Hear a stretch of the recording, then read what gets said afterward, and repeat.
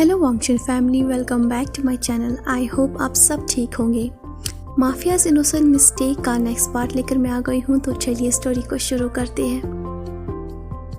जैन अपने बिस्तर के ऊपर लेटकर पिलो के ऊपर अपना सर रखकर बहुत ही बुरी तरह से रो रही होती है। उसके जो पिलो होते हैं ना, वो भी उसके आंसुओं से भीग गए थे। जैन को याद आता है कि ईबो ने उसे किस तरह उस अंधेरे कमरे में बंद कर दिया था। 2 दिन हो चुके हैं उस बात को बीते हुए, लेकिन अभी भी जैन को अंधेरे से काफ़ी ज़्यादा डर लगता है। वो रात को लाइट ऑन करके ही सोती है, क्योंकि जब भी वो आंखें बंद करती थी तो उसके सामने अंधेरा छा जाता था, जिससे वो और ज़्यादा डरती थी। बिस्तर पे लेटे हुए जैन रो रही होती है। तभी अचानक से दरवाज़ा खटखटाने की आवाज़ आती है। फिर कोई दरवाज़ा खोल के अंदर की तरफ चला आता है। जैन उसके कदमों की आवाज़ सुन रही थी। जैसे ही जैन पीछे मुड़कर देखती है कि ये कौन है, तो वहाँ पर नौकरानी होती है, जिसके हाथ में खाने से भरी हुई ट्रे थी। जैसे ही नौकरानी जैन की तरफ देखती है, वो एक वीक सी स्माइल जैन को देती है, क्योंकि नौकरानी सुबह से 3 बार उसके लिए खाना लेकर आ गई थी, लेकिन जैन ने खाना खाने से मना कर दिया था। तभी नौकरानी तीसरी बार जैन से कहती है, मैम, मैं आपके लिए खाना लाई हूँ। इतना ही सुनकर जो जैन है ना, वो चिल्लाकर उससे कहती है, दफ़ा हो जाओ। ये कहने के बाद जैन दोबारा अपने पिलो के ऊपर अपना सर रखती है। तभी नौकरानी गहरी सांस छोड़ती है और जैन से कहती है, आपको कुछ खाना चाहिए? डॉन, ईबो अभी वो बोल ही रही थी। ईबो का नाम सुनते ही जो जैन है ना, उसकी बात को वो वहीं पर काट कर उसे कहती है, नहीं, मुझे कुछ भी नहीं खाना। और हाँ, आपने उस डॉन ईबो से कहना, मुझे उसकी झूठ मूठ की केयरिंग नहीं चाहिए। ये कहने के बाद जैन जो है ना, वो दोबारा अपने पिलो के ऊपर अपना सर रखती है। तभी जैन महसूस करती है कि उसके रूम में अब कोई और आ गया। जो जैन है ना, वो पीछे मुड़कर दोबारा देखती है, तो देखती है कि वहाँ पर कोई और नहीं बल्कि वो ही था। 5 घंटे जैन ने 5 घंटे उस अंधेरे से भरे हुए कमरे में बिताई, लेकिन जैन की आंखों के सामने ईबो का ही चेहरा घूम रहा था। जब ईबो गुस्से में था और उसने जैन के मुंह पे दरवाज़ा बंद कर दिया था। जैन ने कभी भी इमेजिन नहीं किया था कि ईबो उसके साथ इतना रूथलेस, इवल, एक जानवरों जैसा सलूक करेगा। जैन उसके सामने भीख मांग रही थी, उससे माफ़ी मांग रही थी, बार बार माफ़ी मांग रही थी, लेकिन ईबो को कोई भी फ़र्क नहीं पड़ा। उसे तो बस जैन को एक लेसन सिखाना था कि उसने ईबो की रेस्पेक्ट नहीं की, उसने ईबो की बात नहीं सुनी। जैन के पेरेंट्स की डेथ के बाद जब जैन इस घर में आई थी, उसे ऐसा महसूस हुआ कि फाइनली अब वो आज़ाद है। लेकिन उस बेचारी को ये नहीं पता था, ये आज़ादी बिल्कुल वैसी ही है। उसके पिताजी पहले उसे रस्सी से बांधा करते थे। ईबो ने उस रस्सी को थोड़ा लूज कर दिया, उसे थोड़ा लंबा कर दिया, लेकिन जैन को ये पता नहीं था उस रस्सी को ईबो ने उसके गले में अब बांध दी है। क्या फ़र्क पड़ता है जैन के लिए? रस्सी तो आखिर रस्सी ही है। जैन वैसे बंधे या ऐसे बंधे, जैन को बस बांधा गया था। तभी जो ईबो है ना, वो अपनी कमांड वॉइस में जैन से कहता है, जैन, तुमने कुछ खाया नहीं, तुम्हें खाने की ज़रूरत है। ईबो की आवाज़ में अभी भी कमांड नज़र आ रही थी। ईबो की आवाज़ बिल्कुल भी डिफरेंट नहीं थी। ईबो की आवाज़ में ना कोई इमोशन था, ना ही कोई गिल्ट। एटलीस्ट ईबो की आवाज़ में थोड़ा बहुत तो गिल्ट होता, जिससे जो जैन है ना, वो पिघल जाती, लेकिन ऐसा कुछ भी नहीं था। जैन जो है ना, वो बस नौकरानी की तरफ ही देख रही थी। उसे ईबो को कम्प्लीटली इग्नोर कर दिया, जैसे कि ईबो रूम में था ही नहीं। तभी जैन जो है ना, वो नौकरानी से कहती है, यहाँ से जाओ। तभी ईबो अपनी कमांड वॉइस में नौकरानी से दूसरी ओर कहता है, खाने को यहीं रखो और जाओ यहाँ से। ईबो जैसा ऑर्डर देता है, नौकरानी बिल्कुल वैसे ही करती है। वो खाने की ट्रे को बेड के साइड में रखती है और चुपचाप ईबो और जैन को रूम में अकेला छोड़कर वहाँ से निकल जाती है। नौकरानी को जाते हुए देखकर जो जैन है ना, वो सोचती है, नौकरानी को जाते हुए देखकर जैन अपने मन में सोचती है, मैं भी यहाँ से जाती, लेकिन जाऊँ तो जाऊँ कहाँ? मेरे पास कोई भी जगह नहीं है। नौकरानी के जाने के बाद जैन जो है ना, वो गुस्से से अपने दांतों को ना ग्रिटिंग करती है, लेकिन वो ईबो की तरफ बिल्कुल भी नहीं देखती। ईबो की तरफ बिना देखे ही जैन जो है ना, वो ईबो से कहती है, मुझे भूख नहीं लगी है। तभी ईबो जैन से पूछता है, मुझे ऐसा लगता है कि तुमने अभी तक लेसन सीखा नहीं। बस इतनी बात सुनते ही डर जैन की तरफ फुल फोर्स में आ जाता है। तो जैन को याद आता है ईबो की दी हुई पनिशमेंट, उसके अल्फाज, वो कमरा, वो अंधेरा, वो शांति, हर एक चीज़। ये याद आते ही जैन को पता भी नहीं चलता कि कब उसके मुंह से रोने की हल्की सी आवाज़ें निकलती है और कब ईबो ने अपनी उंगलियों से जैन के गालों से उसके आंसू पोंछना भी शुरू कर दिया। ईबो की उंगलियों को महसूस करते ही जैन अपने ख्यालों से बाहर आती है, तो ईबो के हाथ को धक्का देते हुए जो जैन है ना वो अपने आप को ईबो से दूर कर देती है। तभी ईबो जैन से कहता है, खा लो, मैं तुम्हारे लिए तोहफा लाया हूँ। ये बात सुनते ही जो जैन है ना वो अपना सर शुक करती है और उससे कहती है, मुझे कुछ भी नहीं चाहिए। तभी ईबो दोबारा उससे कहता है, जैन मुझे दोबारा टेस्ट मत करो। ये बात सुनते ही जैन जो है ना वो डर के मारे जल्दी ही थोड़ा बहुत जो खाना था, जो कुछ भी उसके सामने था, उसे जल्दी उठाकर अपने मुंह में डालती है, उसे जल्दी चबाती है और अपने हल्क से उतारती है और फिर ईबो से कहती है, लो मैंने खाना खा लिया, अब तुम यहाँ से जाओ, मुझे और परेशान मत करो, मैं तुम्हें नहीं देखना चाहती हूँ। ईबो जैसे ही जैन की बात सुनता है, ईबो एक गहरी सांस छोड़ता है, जैसे कि ईबो थक गया था जैन को समझा कर। जैन करती भी क्या, जो कुछ भी ईबो ने उसके साथ किया था उसे ऐसी पनिशमेंट दी थी, जैन के पास और कोई रास्ता बचा भी नहीं था। उसके बाद जो ईबो है ना वो रूम से चला जाता है और जो जैन है वो गहरी सांस छोड़ती है रिलीफ में। फिर जैन ट्रे को बेड से उठाकर टेबल के ऊपर रख देती है, फिर वापस बेड के ऊपर लेटकर अपने सर के ऊपर से कवर ले लेती है, ताकि जब ईबो वापस आए तो वो उसे सोता हुआ देखकर चुपचाप वहाँ से चला जाए। कुछ सेकंड्स के बाद ईबो वापस कमरे में आता है और देखता है कि जैन ने अपनी आंखें बंद कर ली है, लेकिन जैन जो है ना वो धीरे धीरे अपनी आंखों की कॉर्नर से देखती है कि ईबो के हाथ में कुछ है जो कि उसने जैन के लिए लाया था। जैन कॉर्नर से ही देखती है कि उसके हाथ में कुछ वास सा होता है, कुछ कंटेनर सा या कुछ और। फिर जैन धीरे धीरे अपनी आंखें खोलकर उस कंटेनर की तरफ देखती है जो कि ईबो के हाथ में था। तभी जो जैन है ना वो ईबो से कहती है, ये क्या है? तभी ईबो जवाब में जैन से कहता है, ये तुम्हारे पेरेंट्स की अस्थियाँ हैं। ये बात सुनते ही जैन का जैसे चेस्ट जो होता है ना वो भर सा आता है, उसका चेस्ट टाइट हो जाता है, वो गहरी सांस लेती है, उसके होंठ भी अब पार्टेड हो जाते हैं, उसके होंठों से एक भी अल्फाज नहीं निकलता, बस आंखों से आंसू बह रहे थे। जैन बिना कुछ कहे उस जार को अपने हाथों में लेती है और उसे अपनी गोद में बिठाती है। जैसे ही जैन उस वास को अपनी गोद में रखती है ना, तभी उसके कानों में उसके पिताजी की वो आखिरी सेंटेंस घूमता है जो कि उसके पिताजी ने मरने से पहले उसे कहा था, गुड बाय मेरी प्रीशियस। ये अल्फाज बार बार जैन के कानों में गूंज रहा होता है। जैन की आंखों से आंसू बह रहे थे जो कि उसके गालों से होते हुए टपक रहे होते हैं।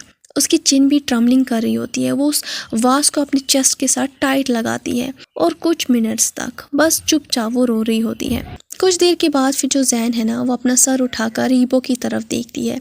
ईबो जो है ना वो खिड़की के पास खड़ा था, उसने अपनी बैग को ना जैन की तरफ किया था। तभी जो जैन है ना वो ईबो से एक सवाल पूछती और कहती है, क्या तुमने इनका अंतिम संस्कार किया? जैन की आवाज़ बिल्कुल धीरे धीरे आ रही थी। जैन को याद आता है कि जब उसके बचपन में उसका जो डॉग है ना वो मर गया था, तो उसके जो डैड है ना उसने किस तरह उसके डॉग का ना अंतिम संस्कार किया था और उसके डॉग का जो वो एशेस थे ना उसे एक वास में रखा था जो कि फिर जैन को दिया गया था। जैन अपने डॉग से बहुत ज़्यादा प्यार करती थी, तो वो हमेशा अपने डॉग की जो अस्थियाँ होती हैं ना उसे अपने पास ही रखती थी। तभी जवाब में ईबो कहता है, हाँ मैंने किया। ईबो की आवाज़ दोबारा कोल्ड होती है। जैन अपने लोअर लिप को बाइट करती है, फिर वो उन अस्थियों को अपनी चेस्ट के साथ टाइटली हग करती है। फिर जैन ईबो से दोबारा कहती है, अगर तुम्हें ऐसा लगता है कि ये सब कुछ करके तुम्हें मेरी माफ़ी मिलेगी तो मैं तुम्हें बता दूँ, मैं तुम्हें माफ़ नहीं करूँगी। जैन की आंखों से दोबारा आंसू बह रहे थे। हालांकि ईबो का चेहरा खिड़की की तरफ था, लेकिन फिर भी जैन महसूस कर रही थी कि जैन की बात सुनने के बाद ईबो के होंठों पर हल्की सी मुस्कान सी आ गई है। ईबो जो है ना वो अपने सर को हल्का सा शुक करते अपने हाथों को वो पॉकेट के अंदर रख देता है। तभी ईबो जैन से कहता है, मैंने ये सब कुछ तुम्हारे माफ़ी के लिए नहीं किया है। जैन, तुम डिज़र्व करती हो कि तुम्हें सज़ा मिले, क्योंकि तुमने गलती ही ऐसी की है। तभी जैन गुस्से में और ज़्यादा उबलना शुरू हो जाती है, तो वो गुस्से से ईबो की तरफ देखकर उसे कहती है, तुम्हें क्या लगता है कि मैं डिज़र्व करती थी? ये सब कुछ होने के बाद भी तुम ये कैसे कह सकते हो? तुम कितनी हार्टलेस, तुम सच में बहुत ही हार्टलेस हो। ये बात सुनने के बाद ईबो अपने कुछ कदम जैन की तरफ लेकर चला जाता है, फिर उसे कहता है, हार्टलेस शायद, लेकिन मेरे सामने इनोसेंट होने का नाटक मत करो जैन, तुम्हें पता है कि तुमने क्या किया है। ईबो की बात सुनते हुए जैन जो है ना वो उन अस्थियों को और ज़्यादा टाइट पकड़कर उन्हें गले लगाती है। तभी जो जैन है ना वो ईबो से कहती है, तुम इस तरह जानवरों जैसा सलूक लोगों के साथ नहीं कर सकते हो। तुम्हें हक किसने दिया है कि तुम इस तरह लोगों के साथ करो? ईबो जो है ना वो अपना सर नोड करता है और फिर उसे जवाब में कहता है, मेरी दुनिया में ना मैं लोगों के साथ ऐसा ही करता हूँ। जैसी उन्होंने गलती की हो उनके लिए जो पनिशमेंट फिट बैठती है मैं वही पनिशमेंट उनको देता हूँ। जैन फिर उससे कहती है, मैं तुम्हें कभी भी माफ़ नहीं करूँगी जो कुछ भी तुमने मेरे साथ किया। तभी ईबो जो है ना वो जैन के नज़दीक आता है। वो ऑलमोस्ट जैन के ऊपर लेट गया होता है। तो वो जैन से कहता है, माफ़ी? जैन, माफ़ी एक ऐसी चीज़ है जो मुझे तुमसे नहीं चाहिए। मुझे याद भी नहीं है कि मुझे माफ़ी चाहिए भी या नहीं। तभी जैन उसे कहती है, तो फिर तुम यहाँ पर क्यों हो? तभी जो ईबो है ना वो बैठ के एक कोने पे बैठता है। फिर वो जैन को समझाता और कहता है, मैं यहाँ पर इसीलिए हूँ जैन, ताकि मैं तुम्हें बता दूँ कि तुम्हें काम कैसे करना है, कि काम कैसे किया जाता है। देखो जैन, तुम इस वक्त मेरे घर के अंदर हो, तुम मेरे घर में रहती हो, इसका मतलब है कि तुम्हारी रेस्पॉन्सिबिलिटी अब मेरी है। फिर चाहे तुम्हें अच्छा लगे या ना लगे, तुम्हें याद रखना है कि किस तरह लोग मुझसे नफरत करते हैं और लोग क्या क्या कर सकते हैं। तुम्हें याद है ना एक रात में ही तुम्हारे साथ क्या हुआ था? तभी जो जैन है वो ईबो से कहती है, वो लोग मेरा पीछा क्यों करेंगे? ईबो जवाब में अपने दांतों को टाइट करते हुए फ्रस्ट्रेशन में उससे कहता है, वो लोग तुम्हारा पीछा कर रहे हैं जैन, भूलो मत, मेरा नहीं। तुम मेरे साथ रहती हो इसीलिए तुम टारगेट हो। ये कहते हुए ईबो की आवाज़ जो है ना वो कोल्ड हो गई थी। फिर ईबो अपने सर को शुक करता है। वो अपना टाइम वेस्ट नहीं करना चाह रहा था। तभी ईबो दोबारा जैन से कहता है, मैं तुम्हें एक फेवर देता हूँ ताकि तुम्हारी वजह से कोई गलती ना हो और उस गलती की वजह से कोई बड़ा नुकसान ना हो। तुम्हें शुक्रगुजार होना चाहिए। ये बात सुनकर जो जैन है ना उसे यकीन नहीं हो रहा था कि ईबो सच में कुछ ऐसा भी कह सकता है। तभी ईबो दोबारा उसे कहता है, अगर तुम चाहती हो कि तुम जिंदा रहो, तुम्हें एक्सेप्ट करना होगा और सीखना होगा कि यहाँ पर कैसे रहते हैं, यहाँ के कायदे कानून क्या है। ईबो की बातों को सुनकर जैन को और ज़्यादा गुस्सा होता है। तो वो गुस्से में ना बेड का जो कवर है ना उसे अपने हाथों से टाइटली होल्ड करती है। फिर जो जैन दोबारा ईबो से पूछती है, क्या मैं वापस कॉलेज जा सकती हूँ? जैन की आवाज़ में भी अब गुस्सा नज़र आ रहा था। फिर ईबो गहरी सांस लेता है और फिर जैन की बातों पर थोड़ा गौर करता है, कुछ पॉज लेता है। उसके बाद फिर वो जैन से कहता है, ये तुम पर डिपेंड करता है। ये बात सुनकर तो जैन उसे कहती है, मुझ पर डिपेंड करता है, इसका क्या मतलब? तो ईबो रिप्लाई में थोड़ा अपनी कोल्ड वॉइस में उससे कहता है, हाँ तुम पर डिपेंड करता है। जैन को कुछ भी समझ में नहीं आया था कि ईबो उसे क्या कह रहा है। तो जैन उसे दोबारा कहती है, मुझे कुछ भी समझ में नहीं आ रहा है ईबो, तुम क्या कह रहे हो? तो जवाब में ईबो से कहता है, जैन तुमने मेरा भरोसा तोड़ा है। मैंने तुम्हें कॉलेज भेजा था इस भरोसे से कि तुम मेरे रूल्स को फॉलो करोगी। मैंने तुमसे कहा था कि शराब मत पीना, लेकिन तुमने पिया। मैंने तुमसे वार्निंग दी थी कि बॉयफ्रेंड मत रखना, और मैंने तुम्हें बिस्तर पर किसी और के साथ पाया। और हाँ, भूलो मत, तुमने लीसुंग से भी झूठ कहा था, और तुमने कोई भी टैक्स वापस नहीं किया और ना ही मेरा कोई भी कॉल रिसीव किया। अगर तुम मुझसे सिंपली पूछती कि तुम्हें पार्टी पे जाना है तो शायद मैं तुम्हें जाने देता। जैन का जो चेहरा है ना अब वो गुस्से से लाल हो जाता है। तो वो चिल्लाकर ईबो से कहती है, मैं तुम्हें लास्ट टाइम कह रही हूँ कि मेरा कोई भी बॉयफ्रेंड नहीं है। जैन को इस तरह गुस्सा देखते हुए ईबो अपनी कोल्ड वॉइस में जैन से कहता है, मेरे सामने चिल्लाओ मत। मुझे लगता है कि तुम्हें एक और घंटा उस कमरे में बिताने का मन कर रहा है। अगर तुम ऐसा चाहती हो तो तुम्हें फिक्र करने की कोई ज़रूरत नहीं है। तुम बाकी की ज़िंदगी उसी रूम में बिताओगी, ट्रस्ट मी। तो जैन जो है ना फिर वो अपनी प्लीज़ वॉइस में ईबो से कहती है, मुझे बस कॉलेज जाना है प्लीज़। जवाब में ईबो से कहता है, ये तो बस तुम पर डिपेंड है। तुमने मेरा ट्रस्ट खोया है और अब मुझे तुम पर भरोसा करने के लिए टाइम लगेगा, और वो कब होगा अभी तुम पर डिपेंड करता है। ईबो की बात सुनते हुए जैन को और ज़्यादा गुस्सा आ जाता है, क्योंकि जैन को कुछ भी समझ में आ नहीं रहा था। तो जैन जो है ना वो ईबो से कहती है, तो अब मैं तुम्हारा जो भरोसा है, तुम्हारा यकीन, वो दोबारा कैसे पा सकती हूँ? जवाब में ईबो बड़ी सिंपैथी अंदाज में जैन से कहता है, वो तो तुम पर डिपेंड है एंजल। अब तुम्हें ढूंढना है कि तुम मेरा भरोसा कैसे जीत सकती हो। ईबो की बात सुनकर जैन जो है ना वो अपना सर झुकाती है। जैन की नज़र रस्तियों की तरफ थी और वो अपनी लोअर लिप को भी अब बाइट करती है। जैन फिर अपनी सॉफ्ट आवाज़ में ईबो से कहती है, मुझे माफ़ करो कि मैंने तुमसे झूठ कहा था। मैं तुमसे माफ़ी मांगती हूँ, मैं तुमसे माफ़ी मांगती हूँ। तुम्हें बिना बताए मैं बाहर चली गई, मैंने शराब पी, बहुत ज़्यादा शराब पी। तभी ईबो से कहता है, सिर्फ इतना ही नहीं जैन, तुमने मेरे फ़ोन का जवाब भी नहीं दिया और तुमने एक रात उस आदमी के साथ गुजारी जिसे मैं जानता भी नहीं हूँ। ये कहते हुए ईबो जो है ना वो अपना सर हाँ में नोट कर रहा होता है। फिर जैन थोड़ा धीरे धीरे और स्मूथली ईबो से कहती है, अब तुम्हारी बारी। अब जैन को डर नहीं लग रहा था, क्योंकि कुछ देर तक वो ईबो से बात कर रही थी, उसका जो डर था ना अब वो गायब हो गया था। तो ईबो उसकी बात सुनकर अपनी आईब्रो को रेस करता है और उसे कहता है, क्या मतलब? तो जैन उसे कहती है, माफ़ी मांगो। ईबो जो है ना वो थोड़ा फ्रोनिंग हो जाता है और ईबो का चेहरा भी थोड़ा कंफ्यूज हो जाता है। तो ईबो से कहता है, माफ़ी क्यों? तो जैन उसे कहती है, क्योंकि तुम डिज़र्व करते हो ना, क्योंकि मैं बची नहीं रही और मैं पनिशमेंट डिज़र्व भी नहीं करती हूँ, और तुमने एक्चुअली मुझे पनिशमेंट दी जो कि मेरी डैड की जैसी ही है। मेरे डैड भी मुझे दुनिया से छुपा के रखते थे, मुझे कभी दुनिया को जानने का मौका नहीं मिला। अगर मैं बिना किसी रीज़न कमरे से बाहर भी चली जाती तो वो मुझे इसी तरह पनिश करते थे। ईबो जैन की बात सुनने के बाद कुछ देर तक चुपचाप वहीं बेड के ऊपर बैठा रहता है। फिर जो ईबो है ना वो जैन की तरफ पलट कर देखता है, वो जैन के चेहरे के बिल्कुल नज़दीक आता है। फिर वो अपने हाथों से जैन की जो चिन है ना वो उसे टाइट पकड़कर उसका चेहरा अपने चेहरे के बिल्कुल नज़दीक लाता है। फिर वो उससे कहता है, मुझे अपने डैड के साथ कंपेयर मत करो।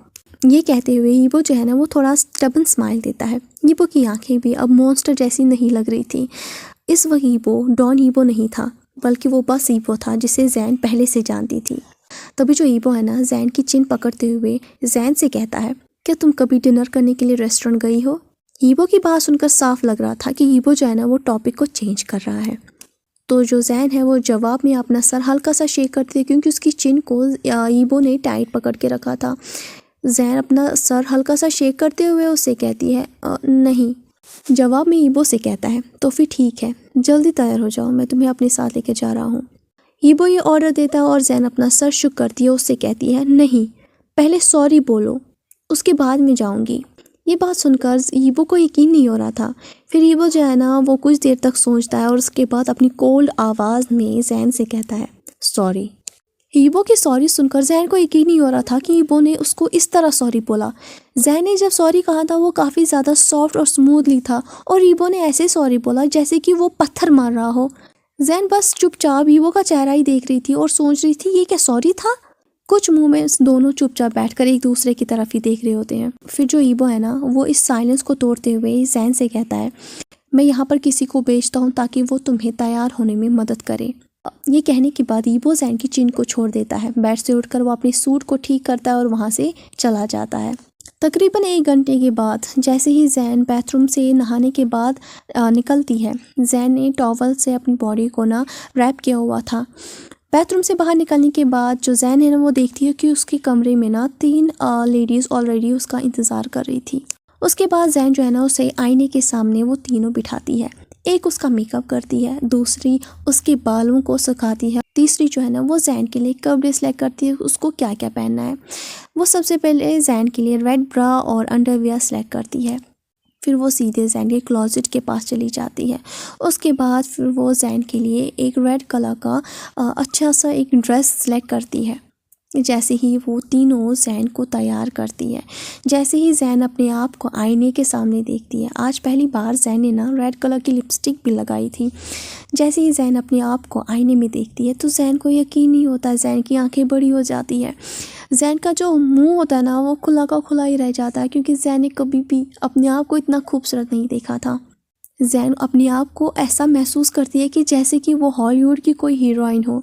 हालांकि जैन बहुत सारी लड़कियों को जानती है, तो जैन को महसूस होता है जितनी भी लड़कियों को आज तक मैंने देखा है, मुझे ऐसा महसूस हो रहा है कि मैं सबसे ज़्यादा खूबसूरत हूँ। उसके होंठों पे एक बड़ी सी स्माइल आ जाती है। जैन बहुत ही ज़्यादा खुश हो जाती है, तो वो खुशी में स्माइल करते हुए उन तीनों का शुक्रिया अदा करती है।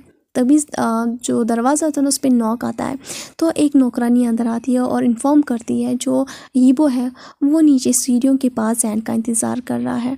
हालांकि जैन को अभी भी ईबो पर थोड़ा बहुत गुस्सा आ रहा था, लेकिन वो उस गुस्से को न दबाती है, क्योंकि जैन को ये भी पता है कि जैन से गलती हुई है। क्योंकि जैन ईबो के घर में रहती है तो उसे उसका जो ट्रस्ट है ना कॉलेज वापस जाने के लिए उसके ट्रस्ट को वापस गेन करना होगा और उसके घर के रूल्स को भी फॉलो करने होंगे। तो जो जैन है ना वो वहाँ से अपने रूम से ना फिर बाहर चली जाती है। जैसे ही वो सीढ़ियों से उतर रही होती है तो वो देखती है ईबो जो है ना उसने अपने आप को अच्छे से प्रिपेयर कर दिया है। उसने अच्छा सा सूट पहना हुआ था, लेकिन ईबो फ़ोन पर किसी से बात कर रहा था, लेकिन वो किसी दूसरी लैंग्वेज में बात कर रहा था जो कि जापानीज़ लैंग्वेज थी। जैन की मॉम भी जापानीज़ लैंग्वेज में ही कभी कभी बात किया करती थी। जैन ने एक बार सुना था, लेकिन जैन को ये लैंग्वेज नहीं आती है।